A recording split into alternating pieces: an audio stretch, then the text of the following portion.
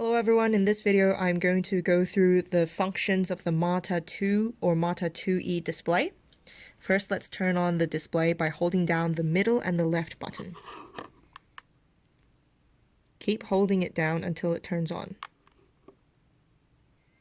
Now let's go into settings to set up our pressure parameters and other things.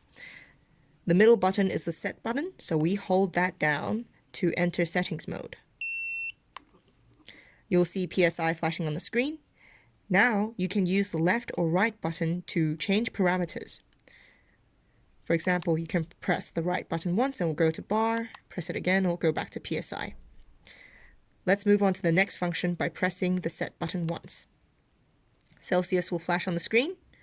Use the left or right button to change that to Fahrenheit or back to Celsius. Let's move on to the next by pressing the middle button once.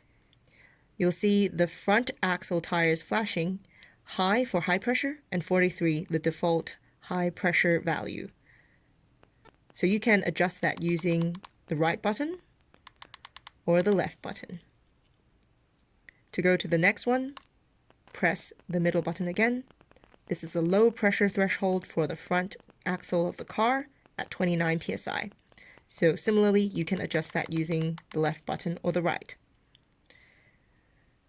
Press the middle button again to go to the next parameter, which is the car rear axle high. You can adjust that if you want, or go to the next parameter by pressing the middle button again, low 29 on the rear. Press again, go to the trailer front axle high. Press again, trailer front axle low. Press again, trailer rear axle high. Press again, trailer rear axle low, and then press the middle button once more to go to the high temperature value.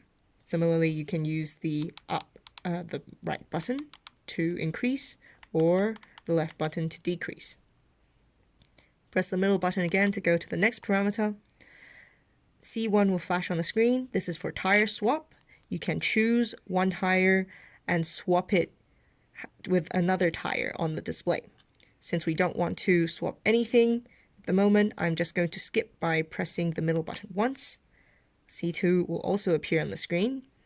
This is where you can choose your second tire, but we're also going to skip. So once more, and then we're looped back to the beginning where you can select the pressure measurement. Now to exit, hold down the middle button until you hear 2 beeps. And you're done. To turn off the display, you can hold down the middle and the left button, or you can just leave it on your dash and it will go to sleep.